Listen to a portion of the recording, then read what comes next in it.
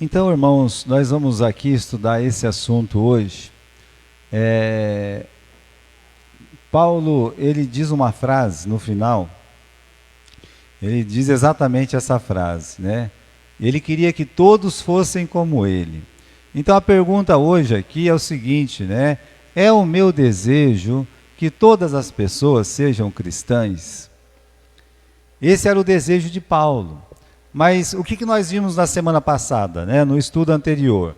O Paulo, ele ficou diante do rei Agripa, cumpriu-se a profecia, a palavra de Deus, que ele ia testemunhar para reis, para rainhas, né? Então, e teve uma diferença gritante do rei e do réu, quase que combina aí, né? Dá uma dupla sertaneja, rei e réu, né? Então, o rei, com aquela pompa toda, entrou com o governador, com os mais importantes da cidade, com roupas luxuosas, e aí entra um homem pálido, mais magro, e lá, meus irmãos, com as mãos e os pés amarrados, há uma diferença grande entre os dois. E o rei, ele fala uma palavra, ele diz: você pode se defender, defenda-se. Em vez dele se defender e dizer: eu sou inocente, aquele povo quer me matar, né? E coisa assim. Não, ele conta a história dele. Às vezes a sua história é a sua defesa. Você pode contar a sua história para as pessoas. E aí o apóstolo Paulo, ele vai falar o que em defesa dele? Ele fala assim: eu vou contar a minha história. Eu vou contar para eles quem eu sou, o que eu faço, quem eu fui, né? Então, irmãos, ele teve a chance de se defender, mas ele prefere testemunhar. Em vez de ele perder o tempo dele para ficar falando que ele é inocente, ele fala de Jesus. Fala da conversão, fala de como ele foi encontrado por Deus. Então, ele falou do seu passado resistente, que ele achava, ele acreditava mesmo que ele tinha que fazer muito mal ao nome de Jesus, que ele deveria perseguir os santos, combater os santos. Ele pensava isso, né? Ele estava lutando com uma força maior. Ele explica, porque quando Jesus encontrou ele, disse: Saulo, Saulo, por que me persegues?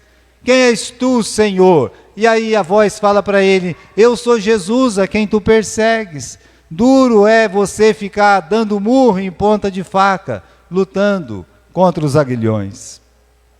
E aí, meus irmãos, ele entendeu a vida dele. Depois que ele conheceu a palavra, o testemunho dos cristãos, a morte de Estevão, havia dentro do coração dele uma resistência muito grande. E acontece com muitas pessoas, vai resistindo à verdade, até que é quebrantado totalmente. Até que chega aquele momento em que a pessoa, ele se entrega totalmente a Jesus. E ele fala, né, do seu encontro com Cristo, da sua rendição ao grande eu sou Jesus, então é esse mesmo que eu quero. Fala da sua comissão, ou seja, que Jesus escolheu ele para pregar para os gentios, né? E também, aqui no versículo 19, onde nós começamos a ler, ele diz assim: eu não fui desobediente à visão celestial. Então o que é que nós vamos estudar hoje? Nós vamos falar exatamente desse desejo que Paulo ele tinha de falar do amor de Deus. O desejo que ele tinha de que todas as pessoas fossem como ele, um cristão. E esse deve ser o nosso desejo.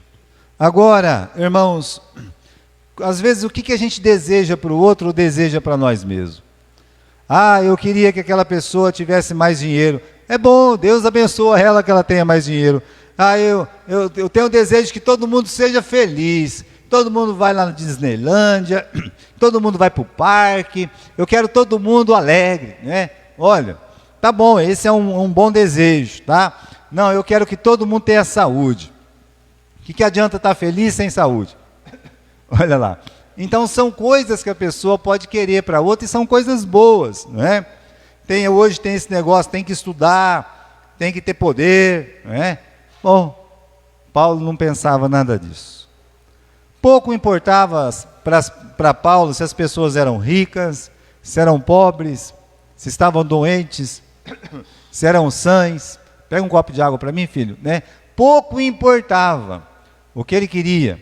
Aqui no capítulo 26 do livro de Atos, no versículo 29, ele fala assim: prover a Deus que por pouco ou por muito, não somente tu, mas todos quanto hoje estão me ouvindo, se tornassem tais qual eu sou, exceto as algemas. Ele está dizendo, eu queria que todos os ouvintes aqui, que é o desejo do coração dele, ele fala, eu queria que todo mundo fosse como eu, não um preso. Eu não queria que ninguém fosse preso, mas eu queria que todas as pessoas, eles tivessem Cristo como Salvador. Agora, vamos ler o versículo 20. Como é que Paulo, ele fez para esse desejo se tornar realidade? Pastor, eu quero que todo mundo seja um crente em Cristo. Eu quero que o mundo inteiro seja cristão. Então você tem que pregar a palavra de Deus. Você tem que ajudar missionários lá fora a pregar a palavra de Deus. Porque essa história que eu quero que a pessoa seja um cristão, mas eu não faço nada. Eu nem me preocupo de falar de Jesus nem para minha família. Então calma lá. O Paulo está falando, eu quero que todo mundo seja como eu, como um cristão. Mas o que ele fez para isso? Então, irmãos, ele diz que ele pregou a palavra. No versículo 20, diz que ele anunciou primeiro em Damasco, depois em Jerusalém, depois na Judéia, depois a todos os gentios, né? Então ele está falando aqui, eu fui pregar a palavra, eu me converti em Damasco, eu falei de Jesus em Damasco. Depois eu fui para Jerusalém, onde eu morava, eu preguei sobre Jesus em Jerusalém.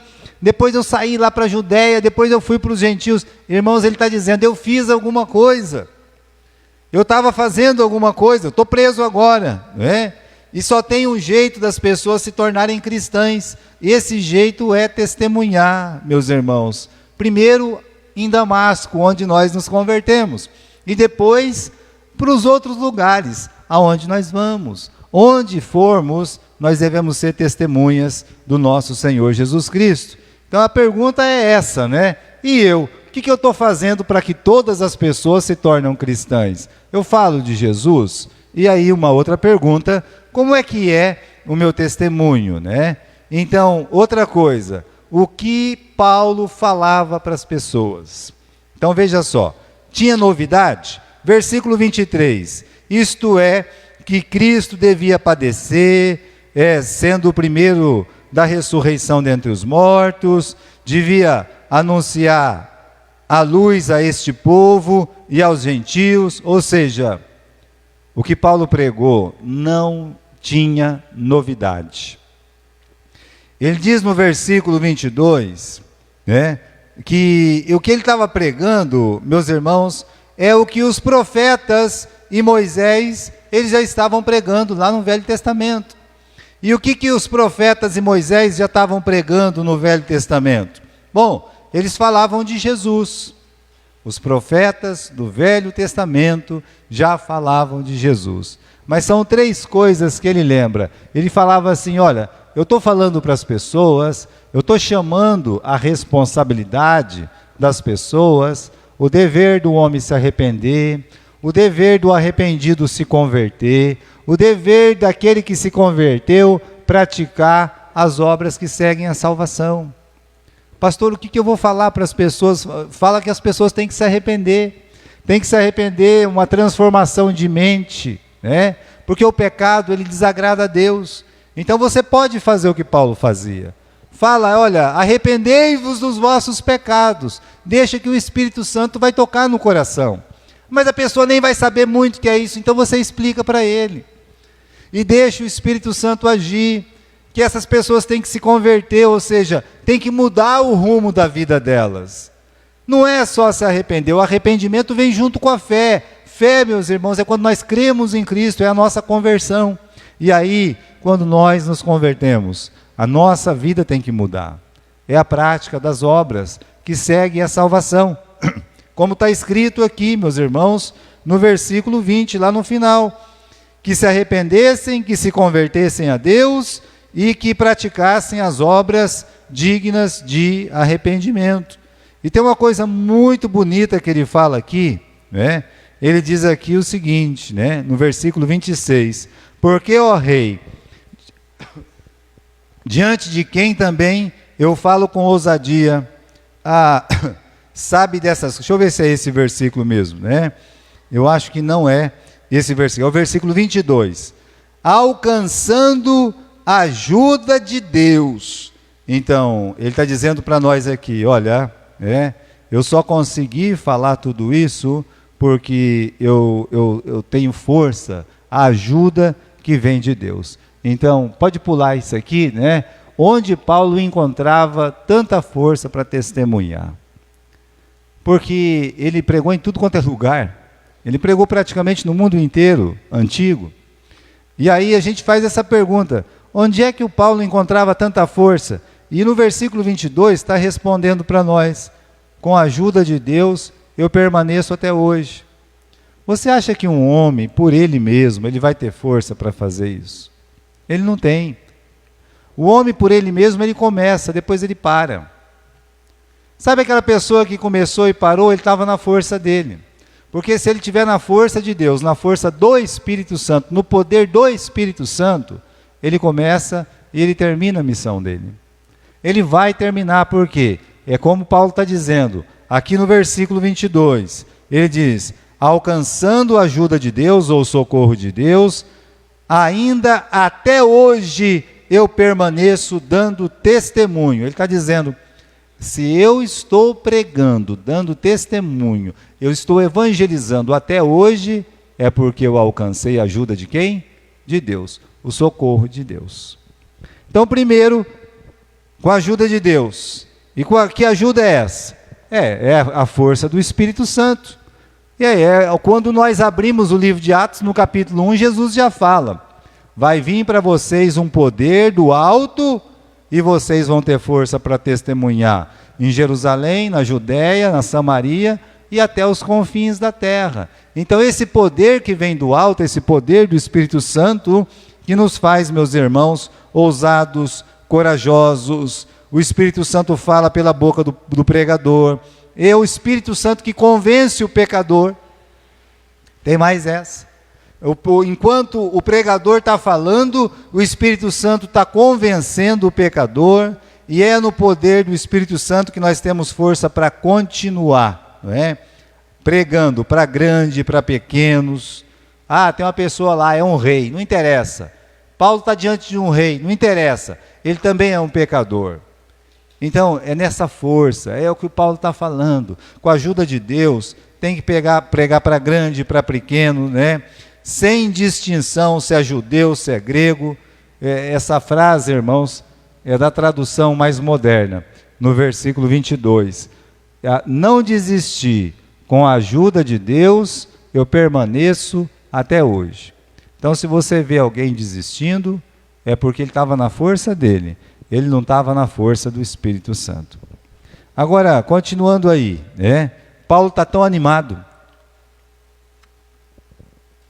falando, que ele está pregando a palavra de Deus, que essa força não vem dele, vem do Espírito Santo, vem da ajuda de Deus, e que ele está pregando, meus irmãos, assim, a Jesus Cristo, versículo 23, esse Cristo que deveria padecer, que ia ressuscitar, anunciar a luz aos gentios. Então, quando ele fala de Jesus, fala da ressurreição de Jesus, que Jesus é essa luz, luz das nações, luz dos gentios. Quando Paulo fala de Jesus, o Festo, ele não tem a cultura judaica. O Festo, ele não entende nada de ressurreição, nós já falamos isso há 2 semanas atrás, quando ele foi apresentar o Paulo para o Agripa, falou, ele está falando de um defunto aí que ele disse que está vivendo, que o defunto ressuscitou, olha que barbaridade. Então o Festo, quando Paulo fala de Jesus, no versículo 24, ele é interrompido, a interrupção de Festo, no versículo 24, dizendo ele em sua defesa estas coisas, disse Festo em alta voz, Paulo, você está louco, as muitas letras te fazem delirar. Você está doido, rapaz? Você estudou demais. Quem estuda demais dá nisso. Fica doido, fica biruta. Ó, meus irmãos, uma pessoa que quer ficar estudando, às vezes fica doido mesmo. Cuidado, né? Você tem que mesclar as coisas. Você tem que estudar, tem que vir para a igreja, tem que se divertir, tem que cuidar da família, né? Tem que ser assim, senão você vai ficar que nem aquele povo lá que tem aquele negócio na cabeça, né? E não adianta. Olha, o Festo está dizendo, Paulo, você está louco, as muitas letras te fazem delirar. E agora, qual era o motivo da loucura? As muitas letras te fazem delirar. Bem, meus irmãos, Paulo ele foi visto como louco mesmo, né? Ele imaginava, o Festo não está errado. Por que ele não está errado? Porque o próprio Paulo, ele disse que para os gentios, para os gregos, a ressurreição ou a morte na cruz era uma loucura. Lembra que os gregos, o Deus deles morava lá no monte. Era uma brigueira também o Deus deles. Um brigava com o outro, descia na terra, virava semideus, virava fortão que nem o Hércules, subia lá em cima, brigava um com o outro de novo, queria bater no pai, o pai queria bater no filho. Os deuses deles eram uma bagunça. Só que os deuses deles, egoístas que eram sempre, jamais iam morrer para salvar um ser humano. Então a concepção religiosa dos gentios, dos gregos, dos romanos, era muito diferente. Onde já se viu, para salvar um pecador, morre-se na cruz, mas na cruz só morre bandido. Isso é uma loucura. Deus morrendo, Deus não morre. Está vendo só? Então, irmãos, a visão de Festo era o que os gregos pensavam sobre a morte, sobre a ressurreição de Jesus. E Paulo confirma isso nesse texto. Olha o que ele diz. No entretanto, nós proclamamos a Cristo, pregamos a Cristo. Mas não é só Cristo. Se ele tivesse pregado Cristo vencedor, e ele é, se fosse só isso, estava tudo bem. Mas pregamos a Cristo crucificado. Quando fala de Cristo crucificado, aí você pega uma briga com o judeu e você pega uma briga com os gentios. Por quê? Crucificado, que é motivo de escândalo para os judeus e é motivo de loucura para os gentios. Então, para os judeus era um escândalo e para os gentios é uma birutice. Então, o Festo, na concepção religiosa dele, quando Paulo falou de Jesus, da ressurreição de Jesus, do amor de Deus pelo pecador, ele disse, você está louco, isso é coisa de gente doida. O Salvador morrer numa cruz, até os judeus debaixo da cruz falavam o que para Jesus? Desce da cruz se você é Deus, desce da cruz, salva-te a ti mesmo, né? Eles não falavam essas coisas, porque para o judeu era um escândalo, até hoje é, e o judeu tem muita dificuldade de se entregar ao Messias, que é Cristo, por conta dessas coisas. Aí nós temos um outro versículo aí, meus irmãos, eu acho que não tem, né? Pode pular esse aí, né? Paulo vai dizer, não, eu não sou louco, não adianta me chamar de louco, porque eu não sou louco. Ele diz aqui no versículo 25, não estou delirando, ó potentista Festo, você está enganado, antes eu digo palavras de verdade e de razão, Então a expiação do pecado pela morte do Cordeiro é uma verdade encontrada na Bíblia. Se os gentios, os gregos, se os judeus não conseguem entender, meus irmãos, é porque realmente o Espírito Santo não tocou no coração deles. Mas Paulo está dizendo, estou falando palavras de verdade e de razão. A mente natural, ela não pode alcançar essa verdade. Você pode ensinar, a mente natural não alcança essa verdade. Então Paulo estava consciente que aquela mensagem ela ia ser ridicularizada. Sempre que ele pregava, ele já contava com isso. Contava com gente tirando sarro, contava com rejeição, contava com apedrejamento por parte dos judeus. Então era assim, os gregos não iam lá, os gentios não iam apedrejar ele, porque para os gentios, Paulo só estava louco. Os judeus sim, apedrejavam, por quê? Porque para os judeus, o Paulo estava causando um escândalo, era diferente. Por isso, Paulo, quando ele fala sobre o assunto, ele diz, porquanto a mim parece que Deus colocou a nós apóstolos em último lugar, como condenados à morte. Nós apóstolos enviados para pregar a palavra, somos os piores que existem nesse mundo, né? Condenados à morte, pois viemos a ser como um circo para o mundo, espetáculo, aqui é circo, viramos circo do mundo, né? Tanto diante dos anjos como dos seres humanos. Nós somos loucos por causa de Cristo. Paulo diz, nós somos loucos. Olha, aqui para a festa ele fala, eu não estou delirando, não estou louco. Mas para os crentes, Paulo disse, nós somos loucos, por amor de Jesus. Por Cristo Jesus, somos loucos. Teve um ano aí que nós fizemos uma camiseta, loucos por Jesus. Nossos jovens eram tudo biruta, né? E tem uns que tá doido até hoje, né? Não sararam. Olha, é bom que não sara, que continue loucos por Jesus. Eu quero que você seja bem biruta mesmo, louquinho, doidinho do pote, que nem o pessoal fala, né?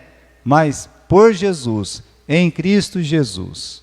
Essa é a vontade dessa igreja para todos os jovens. Olha lá, 1 Coríntios capítulo 1, versículo 18. Pois a mensagem da cruz, ela é loucura. A mensagem da cruz é loucura para os que estão sendo destruídos. Porém, para nós que estamos sendo salvos, é poder de Deus. Então, irmãos, essa mensagem, a mensagem da cruz, para nós é poder de Deus. Deixa o povo tirar sarro, deixa o judeu se escandalizar, deixa o gentio chamar a gente de doido, para nós é poder. A cruz, a mensagem da cruz, a obra do Calvário, para nós é poder de Deus. Pregamos a Cristo, poder de Deus e sabedoria de Deus. Aí, meus irmãos, diante desse momento em que ele é interrompido, Paulo, ele era um orador por excelência. Ele acabou de ser interrompido. E agora? Ele vai continuar a falar? O rei tem que autorizar. Você está louco, Paulo? As muitas palavras te fazem delirar. Não, eu não sou louco não. Né? Ele diz no versículo 5, estou falando a verdade, estou falando coisas de juízo.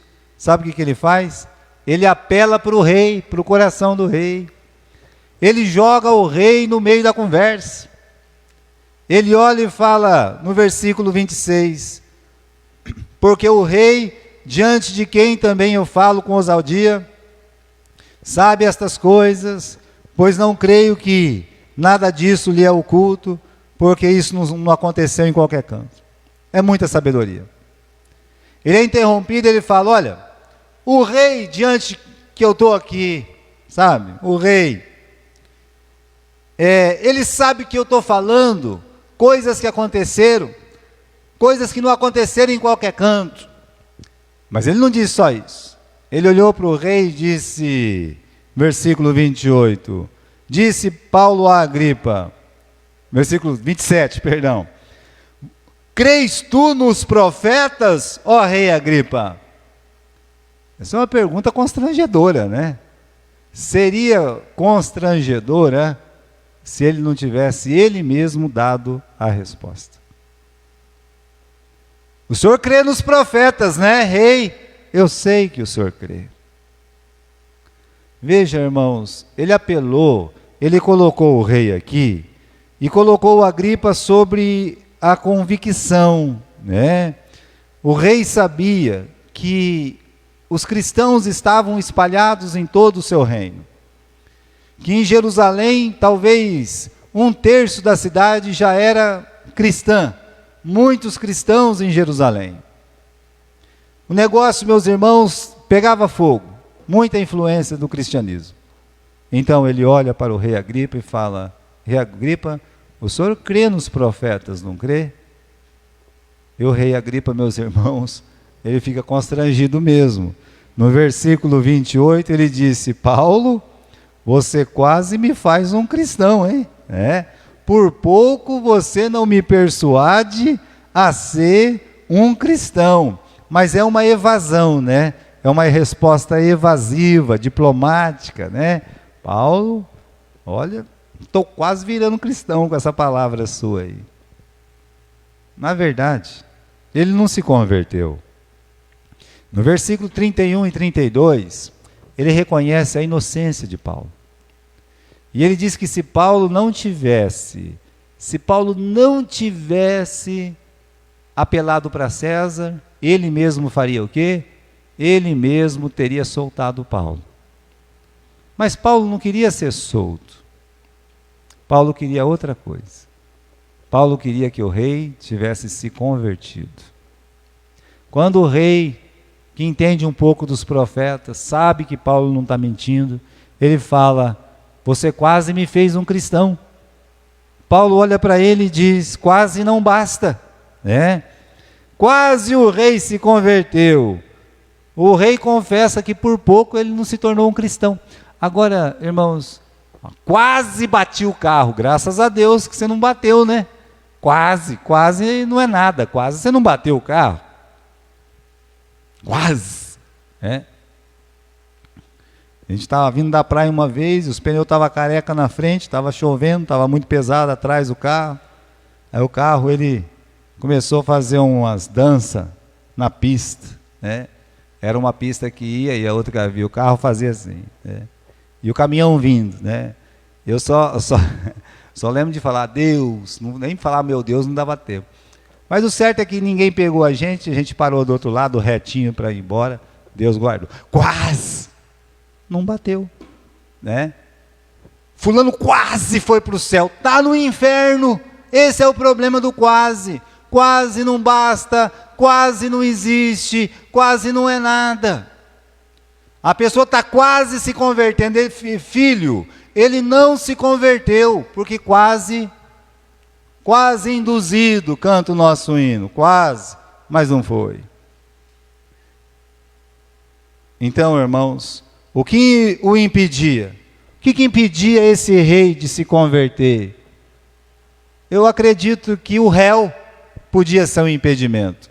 Aquela figura pobre, miserável, machucada, esbranquiçado, aquela figura amarrada de mãos e pés, algemado. Então, irmãos, aquela figura impedia o rei de dizer: eu concordo com você, eu quero me entregar à sua fé, a esse Deus que você serve. Mas um rei se entregar ao Deus de um preso era uma coisa muito vergonhosa. E aí, irmãos, os compromissos com o Império Romano, que considerava César Deus. Veja que o próprio Pilatos está ali, solta ou não solta Jesus, até que os fariseus, os líderes religiosos disseram: se você soltar este, você não é amigo de César. Aí ele diz: eu quero ser amigo de César. Prenda-o, crucifica-o. Os conchavos políticos com os judeus. Ele como rei da Judéia, ele como rei ali, como é que ele ia encarar os judeus que eram contra Paulo e eram maioria? Então ele como um político, ele fica do lado da maioria. Então quase não basta, quase não é nada.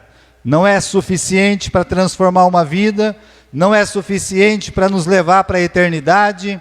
Quase é ficar no meio do caminho. É assim, É nadar e morrer na praia.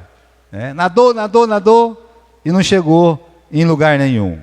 Então, irmãos, é aí que nós temos a palavra de Paulo para a gente poder terminar o desejo de Paulo para todos os homens. Versículo 29, disse Paulo: prouver a Deus, ou Oxalá, quisera Deus que por pouco ou por muito, não somente tu, mas também todos quanto hoje estão me ouvindo, se tornassem tais qual eu sou, menos as algemas. Paulo está dizendo, eu queria que todos fossem cristãos. Eu queria que todos se convertessem. A única coisa que eu não queria é que vocês tivessem as algemas que eu tenho, mas eu queria que todos fossem como eu. Isso é uma responsabilidade, né? Eu queria que vocês fossem como eu. Aí, tornar-se como Paulo? Paulo queria que todo homem fosse salvo, né? Que tivesse a mesma alegria presente e a mesma esperança futura. Ele estava preso, mas ele estava em paz. Ele sabia que se ele morresse, ele ia encontrar com Cristo no céu. A única coisa que Paulo não queria é que eles tivessem algemas. Mas Paulo queria que todos fossem como ele. Ele não fala isso só para o rei e os presentes. Um dia ele disse, sede meus imitadores, como eu sou de Cristo. Por isso, quem quer ser com Paulo, com ou sem algema, para o crente não tem opção. Eu queria ser sem algema, mas às vezes vai ser com algema. Eu quero ser que nem o Paulo. Já sou como Paulo, graças a Deus. Eu já entreguei minha vida para Jesus. E você quer que outros sejam também? Se você quer, então você tem que pregar como Paulo pregou. Testemunhar como Paulo testemunhou. Ele começou aonde? No lugar que ele se converteu, em Damasco. Versículo 20 e 21 fala sobre isso. Onde ele se converteu? Em Damasco. Então começou a pregar lá. Aí depois ele foi para Jerusalém, Judéia, até os gentios. Ele não parou até a sua morte. E nós nem sabemos exatamente como ele morreu, viu? Tem muita conversa em cima, mas a Bíblia não fala. A Bíblia aqui no livro de Atos, graças a Deus, o livro de Atos vai mostrar para nós que a carreira do Paulo em Atos termina com ele pregando preso, sabe, para os judeus.